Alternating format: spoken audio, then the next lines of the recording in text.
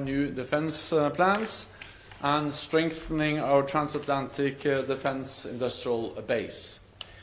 This requires investment, and we are on the right track.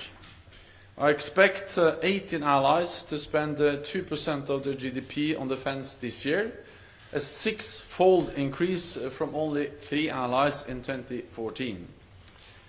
In 2024, NATO allies in Europe will invest a total of $380 billion in defense. For the first time, this amounts to 2% of their total GDP. By the end of 2024, European allies and Canada will have added more than $600 billion for defense since we made the defense investment pledge in 2014. We still have a way to go, but we have already made historic progress. We also discussed ramping up production of ammunition to refill our stocks and continue to support Ukraine. We need to shift from the slow pace of peacetime to the high-tempo production demanded by conflict. To do that, manufacturers need signed contracts. And just in the past few months, NATO has agreed contracts worth $10 billion. This helps Ukraine, makes NATO stronger, and provides more highly skilled jobs in Europe and North America. We also discussed the deteriorating security environment. We can never take peace for granted, but we do not see any imminent military threat against the alliance. NATO continues to ensure there is no room for miscalculation in Moscow about our readiness to protect all allies. Right now, we are conducting Steadfast Defender, the largest NATO exercise in decades, with approximately 90,000 forces from all 31 allies and Sweden, testing our ability to swiftly move forces across the alliance to defend our eastern flank. Today, we also met with Ukraine in the NATO-Ukraine Council. Defense Minister Umrov briefed allies on the latest developments on the ground, and we addressed the importance of our continued support. Just in the past few days, we have seen new packages of aid announced by allies, including Canada, Finland and Norway, covering key capabilities like F-16 equipment and spare parts, as well as air defense. A group of allies is coming together with the goal of delivering 1 million drones to Ukraine. 20 NATO allies have also agreed to form a demining coalition. All of this will help to save Ukrainian lives. Together, NATO allies account for 99% of all military aid to Ukraine. And our continued commitment is essential to preserving Ukraine's freedom. Since Russia's invasion, the United States has provided Ukraine with around $75 billion in military, financial and humanitarian aid. Other NATO allies and partners have provided over $100 billion. So our support is an example of true transatlantic burden sharing. And it is making a real difference every day. Today, we decided to create a new NATO-Ukraine Joint Analysis, Training and Education Center in Bydgoszcz, Poland. It will allow Ukraine to share lessons learned from Russia's war, and it will create a structure for Ukrainian forces to learn and train alongside their allied counterparts. We will continue to stand with Ukraine for Ukraine's security and for ours. And with that, I'm ready to take a few questions. Start with the Wall Street Journal here in the third row, please. Dan Michaels with the Wall Street Journal. Two questions. Were the ministers briefed at all on this Russian space launch that apparently has either nuclear weapons or nuclear powered? And second, yesterday you talked about NATO maintaining a credible defense. I'm curious whether the ministers talked about how NATO can maintain its credibility, especially when a significant number of politicians in the U.S. are vocally criticizing NATO and raising doubts about U.S. commitment to it. Thank you. So I will not comment on the latest reports which are referred to, not least in US media. What I can say is that in NATO we are constantly exchanging intelligence between NATO allies, and we are, of course, always monitoring all potential threats in all domains from all directions. And I have nothing more to say about that now. Then on the issue of US support for NATO. Of course, we are 31 democratic nations on both sides of the Atlantic, and as long as this alliance has existed, there have been different views and discussions also about NATO within NATO allies. When we look at the opinion polls, there is record high support for NATO, both in North America, United States, Canada, and in Europe. And I'm confident that NATO will remain the strongest and most successful alliance in history, and I expect the United States to continue to be a staunch ally for at least 3 reasons. First, it is in the national security interest of the United States to have a strong NATO. Second, there is actually broad bipartisan support for NATO in the United States. And thirdly, the criticism in the United States is not primarily against NATO. It's against NATO allies not spending enough money on NATO. And then actually we have a very good story to tell, because for many years it was a valid point and a fair case to raise from the US side that European allies and Canada did not spend enough. But things have really changed with increased defense spending across Canada and Europe, and with now record high investments in Europe and Canada, and more allies are meeting the 2% target. It is in the US interest to have a strong NATO because no other major power has anything like NATO, more than 30 friends and allies. And that makes the US stronger. The US accounts for 25% of the world's GDP. Together with NATO allies, we account for 50% of the world's economic might and 50% of the world's military might. And we have to remember also that the US have never fought alone in a war. They've always been there together with all the other allies, from the Korea War to Afghanistan. And we have to remember that the only time we invoked Article 5 was after an attack on the United States, and hundreds of thousands of soldiers from Canada and from Europe fought alongside US soldiers, and many of them paid the ultimate price. So it is in the national security interest of the United States to maintain NATO as the most successful alliance in history, and therefore I'm confident that the US will do so. Go to the BBC in row 3 over here, please. Thank you, Secretary General. You said earlier today that you expect the US House of Representatives to approve the military aid package to Ukraine. I just wonder, what gives you that expectation? Is it more hope that you have than expectation?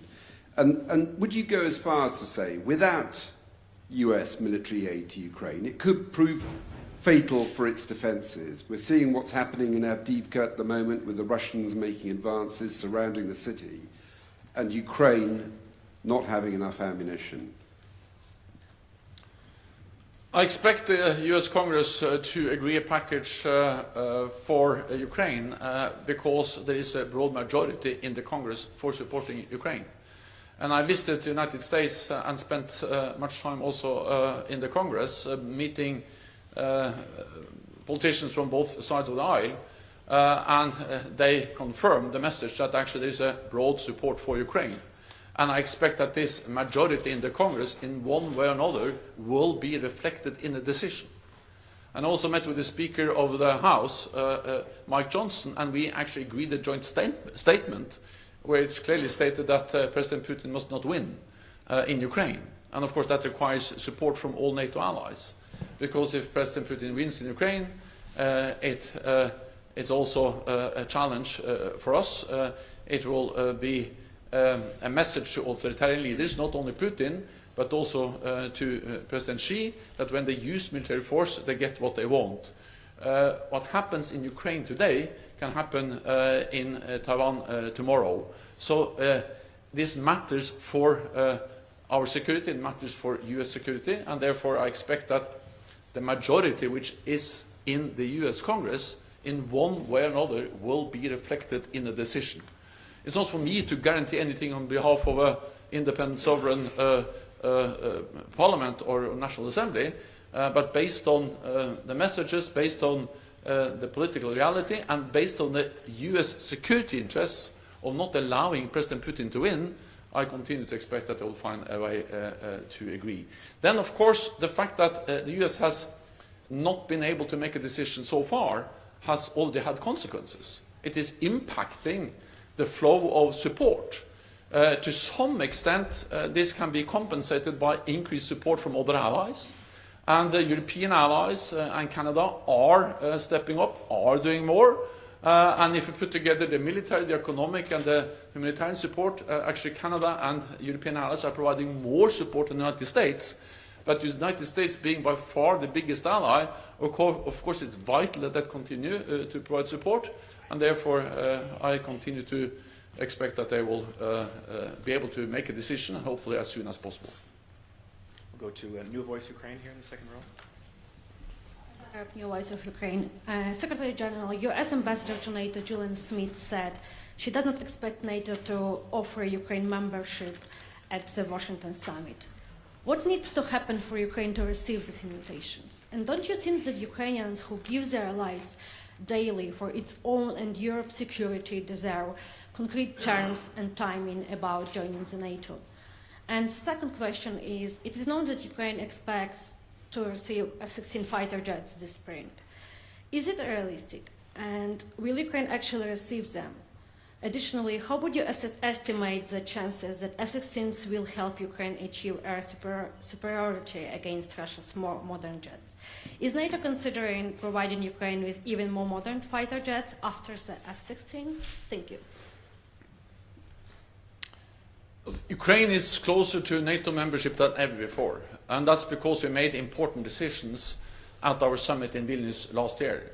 Because then we decided to turn the membership process for Ukraine from a two-step process to a one-step process by removing the requirement for a membership action plan.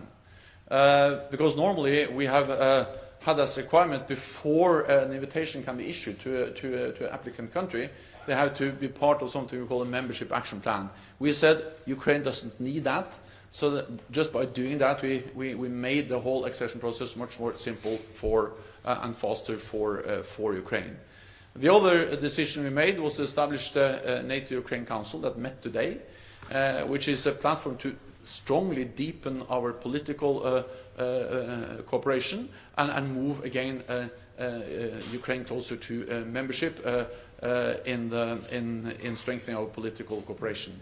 Then, thirdly, we agreed a comprehensive program for interoperability, meaning ensuring that Ukrainian armed forces should have standards, doctrines, procedures which makes them fully interoperable with NATO soldiers and the armed forces. And by doing that, the aim is to move Ukraine so close to membership that when they make the decision, they can become a member very, very quickly. In one way, as we have seen with Finland and Sweden, where actually they applied for membership in May and already in July the same year, they were both invited to become members. Then actually today, we decided to establish the Joint Evaluation and Training Center, yet another tool to ensure that we will bring Ukraine to that level where they very quickly can become a full member of the alliance. Then, of course, an invitation will be made when all allies agree and the conditions are met. We are now moving closer and closer to that point. Go next to Efe in the third row in front of me here, please. Yeah, to be honest, I forgot that question. Well, F-16s, I think that's a big contribution by NATO allies to provide Ukraine with F-16s. And of course, these planes also have a lot of modern equipment systems, which makes the F-16s a very potent and important weapon for Ukraine. The effort now, and that was addressed in the meeting, is that Denmark and Netherlands are leading the effort, supported by many other allies, Belgium, Norway and others, to provide the training, to provide the spare parts, to provide the technical assistance, the maintenance capabilities, to actually make the F-16s a sustainable and important capability for Ukraine. There is no silver bullet. There is not one system that will change completely the situation on the battlefield or in the air. But well-trained, well-equipped, well-maintained F-16s will add significantly to the Ukrainian fighting capability. That also gives me, what should I say, an opportunity to highlight another thing when it comes to burden sharing on support for Ukraine. Not only are European allies and Canada providing substantial support, and actually more support in total than the United States to Ukraine, but they are also leading the way on many of the weapons. There were Europeans that were first to deliver battle tanks, first to deliver long-range missiles, first to deliver cruise missiles, and the Europeans have also been leading the way when it comes to delivering fighter jets to Ukraine. So the message is that the support for Ukraine is not the United States is doing alone. It's something actually NATO allies, Europe, Canada and the United States are doing together, and therefore we should continue to do together, all of us, because it matters for our security. We have time for just one or two more. We'll go back to Efe here, please, third row. Julio Galvez from the Spanish news agency EFE. If you could give any more details about this new joint center, for example, where it will be located, how many soldiers will it be possible to train, and when it will be launched? It will be located in Bydgoszcz, Poland. Then it remains to be decided on many of the details. What we have made now is the political decision, and then we need to implement that decision in the coming weeks and months. So today's decision is the start of a process. The training center will enable Ukraine to share lessons learned from the Russian war.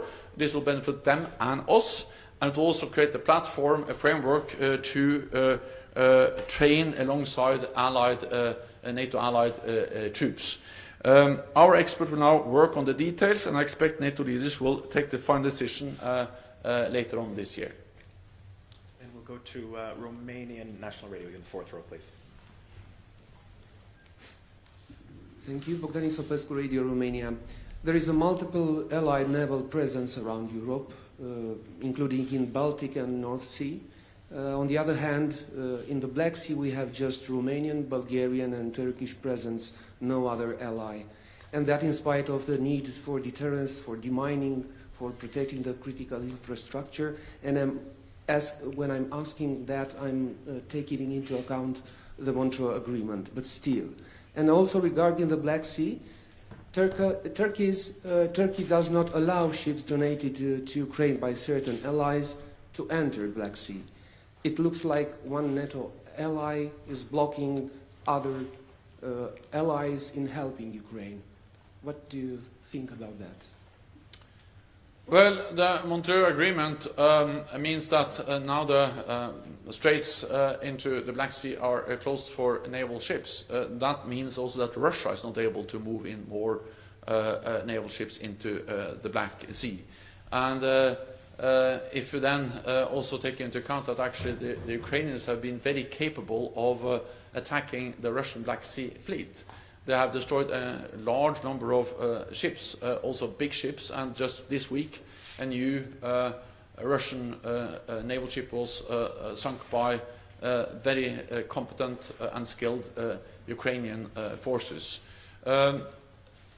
What I welcome is that Bulgaria, Romania and Turkey, three NATO allies and littoral states to the Black Sea, are actually working together on the mining, and that was also mentioned in the meeting today, and also that that the combination of what these three NATO allies do, also allowing Ukraine to use their territorial waters, and the great victories that Ukraine has achieved in the fight against the Russian Black Sea Fleet. Ukraine has actually been able to open a route, a sea route, along also Romania, Bulgaria, and Turkey, that has enabled them to export significant amounts of grain and other products through the Black Sea. So I think we should continue the close cooperation between NATO allies, continue to support the efforts of Ukraine to push back the Russian Black Sea Fleet, and continue to respect the Montreal Agreement. That's all we have time for. Thank you very much. Thank you so much.